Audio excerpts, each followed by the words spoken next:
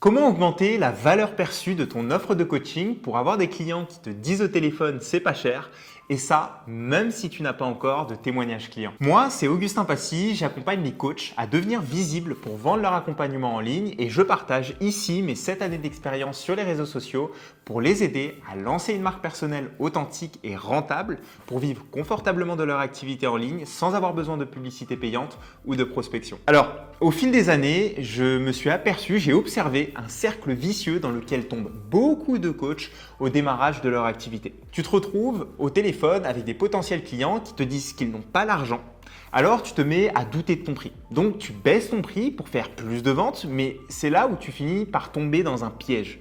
Parce que tu restes bloqué avec une offre à un prix qui ne te correspond pas et en plus qui ne se vend pas plus. Tu l'as compris, baisser son prix, ce n'est pas la solution pour vivre de ton activité. Et bien au contraire d'ailleurs, ça t'enlève de la liberté et de la confiance. C'est ce qui t'empêche de récolter tout simplement les fruits de ton travail, de prendre confiance en la valeur que tu apportes et de pouvoir réinvestir tes bénéfices et même de pouvoir développer ton activité pour impacter encore plus de vies. Et la solution à toute cette problématique finalement, c'est de savoir comment augmenter la valeur perçue de ton offre. Et oui, plus la valeur perçue de ce que tu apportes est élevée, plus tu fais face à des potentiels clients qui sont déjà convaincus et qui seront prêts à investir la somme nécessaire pour atteindre leurs objectifs. Donc voici les 2 étapes que tu dois mettre en place pour y parvenir et je t'assure tout de suite, ces 2 étapes sont complètement accessibles même si aujourd'hui tu débutes en tant que coach. Alors la première étape, c'est de vendre la destination. Ton offre ne vend pas la résolution d'un problème. Elle vend avant tout un résultat désiré, une destination.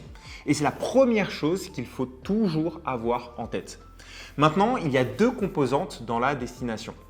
La première, c'est la promesse et la deuxième, c'est l'émotion désirée. Sans l'un, ton offre ne rassure pas, sans l'autre, ton offre reste une commodité, c'est-à-dire une option dont il pourrait se passer. La promesse, elle consiste à matérialiser un résultat concret pour ton client. Par exemple, perdre des kilos, changer de travail, obtenir une augmentation, faire une prise de parole, trouver un partenaire de vie.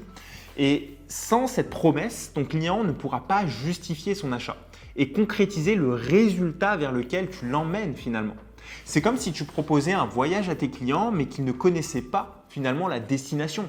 Qui a envie de prendre un avion pour aller à un endroit qu'il ne connaît pas avec une personne qu'il ne connaît pas? Peut-être que tes amis vont accepter ça, mais sûrement pas quelqu'un qui viendrait de te découvrir. Donc pose-toi cette question. Quel résultat je peux promettre à mes clients? Et même si tu penses qu'aujourd'hui, tu ne peux pas promettre un résultat parce que ce que tu fais, ce serait de l'ordre du psychologique, tu apportes des changements psychologiques à tes clients, crois-moi, c'est une croyance limitante. Rappelle-toi, tu ne peux pas vendre un voyage à quelqu'un qui ne connaît pas la destination. Par exemple, imaginons que tu vends du coaching en gestion émotionnelle. À ce moment-là, la promesse de ton offre, elle pourrait ressembler à sortir de l'anxiété en 90 jours. Si tu vends du coaching en confiance en soi, ça pourrait être de réussir à prendre la parole avec aisance en réunion d'entreprise. Tu n'as pas besoin de surpromettre. Tu as besoin de rassurer ton client. La deuxième composante, c'est l'émotion désirée. Et l'émotion désirée, c'est le sentiment que va ressentir ton client une fois qu'il aura atteint sa destination. C'est l'état émotionnel qu'il recherche aujourd'hui. Ce pourquoi il est vraiment prêt à payer le prix. Et la plupart de tes clients, ceux qui seront vraiment prêts à payer le prix, ne le feront pas seulement grâce à ta promesse. Par exemple, une personne qui est célibataire aujourd'hui, elle ne veut pas seulement un partenaire. Elle veut ce que ce partenaire va lui offrir dans sa vie. Que ce soit plus d'amour, plus de sérénité, des moments de partage au restaurant le dimanche soir, quelqu'un avec qui elle va élever une famille. C'est ce qu'on appelle la vraie valeur. Les désirs qui ont un prix inestimable pour ton client. Prenons l'exemple de Kevin. Il est coach en trompette et quand on l'a accompagné, il était persuadé que dans son domaine, la trompette, les gens n'étaient pas prêts à investir vraiment. Il vendait son accompagnement autour de 1 000 € et à chaque vente qu'il manquait, c'était le même réflexe. Remettre tout en question et baisser immédiatement ses tarifs. Le déclic, il est venu quand il a enfin compris ce que ressentaient vraiment ses clients. Cette transformation qu'ils cherchaient, cette émotion qu'ils avaient finalement au fond d'eux-mêmes et qui les poussait vers lui. Celle de pouvoir par exemple créer leur propre groupe de musique, celle de procurer des émotions à leur entourage lorsqu'ils se mettaient à jouer devant eux. Il a appris à le reconnaître, à le nommer, à en faire le cœur de son message.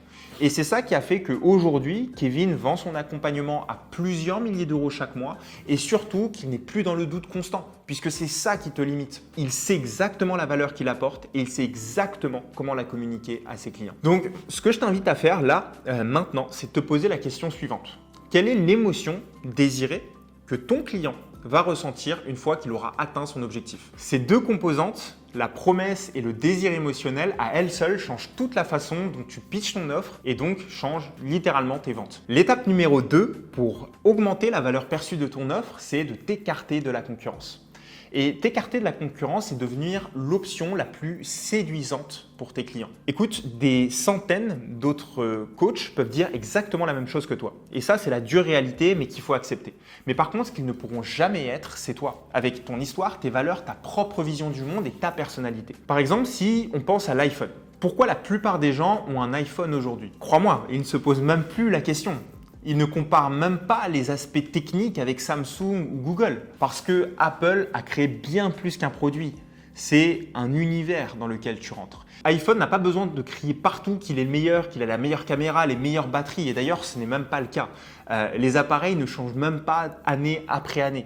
Mais peu importe, la réalité, c'est que c'est l'iPhone. Point barre. Pour obtenir le même résultat qu'Apple, voici ce que tu peux faire. Connecter si profondément avec ton client idéal qu'il justifiera lui-même son choix. Et cette connexion passe par toi. Elle passe par ton histoire, tes valeurs, ta personnalité. Plus ton client s'identifie à toi, moins il regardera ailleurs. Et même si le prix des autres et le prix de tes concurrents est moins cher. Mais peut-être que tu te dis, je n'ai pas vécu exactement la même chose et les mêmes problèmes que mes clients. Comment est-ce qu'il pourrait s'identifier à moi si je n'ai pas son histoire? Et voici la vérité. Si tu vends ce que tu vends aujourd'hui, si tu vends tes compétences dans ce domaine, c'est forcément que ton parcours t'a donné un regard unique sur ton sujet. Tu as une sensibilité particulière quelque part et c'est exactement ce que ton client recherche. Je vais te donner l'exemple de Jeanne qu'on a accompagnée et qui est la preuve vivante de ça. Elle avait passé 10 ans en tant que comédienne. Elle s'est lancée comme coach en prise de parole pour aider des chefs d'entreprise à prendre la parole en public. Et là, le syndrome de l'imposteur est apparu. Elle se disait, mais Augustin, mon histoire ne parlera jamais à des entrepreneurs. On vient de deux mondes qui sont complètement différents. Sauf qu'elle s'est rendue compte qu'elle avait complètement faux. Son passé de comédienne, c'est même devenu son plus grand atout. Le fait qu'elle maîtrise la scène, sa capacité à captiver le public, à gérer le trac, c'était exactement ce que ses clients recherchaient et c'est ce qui la rendait unique finalement. Ça peut paraître parfois logique quand c'est expliqué comme je te l'explique, mais souvent, nous-mêmes, nous ne nous rendons même pas compte de nos propres avantages injustes, des points dans notre histoire, dans notre parcours, dans notre personnalité qui pourraient faire la différence sur le marché. Aujourd'hui, Jeanne, elle est fière de son parcours, elle sait exactement comment le raconter pour que ça puisse résonner avec son client et ses clients valorisent son offre précisément pour ça. Ce que tu dois retenir ici, c'est que c'est dans ton parcours que se trouvent les plus grosses pépites. L'idée, c'est pas de partager toute ta vie, mais c'est de te demander qu'est-ce que tu peux partager qui va résonner avec ton client et qui te rendra la meilleure personne à ses yeux. Et cela, même sans témoignage, en appliquant ces deux éléments, tu vas créer du désir chez ton client. Ton client te verra comme la solution, celle qui lui correspond. Et c'est exactement ce dont tu as besoin pour valoriser ton offre et arrêter de baisser tes prix ou de devoir forcer pour vendre. J'espère que cette vidéo t'a aidé. On se retrouve dans la prochaine et je te dis à très vite.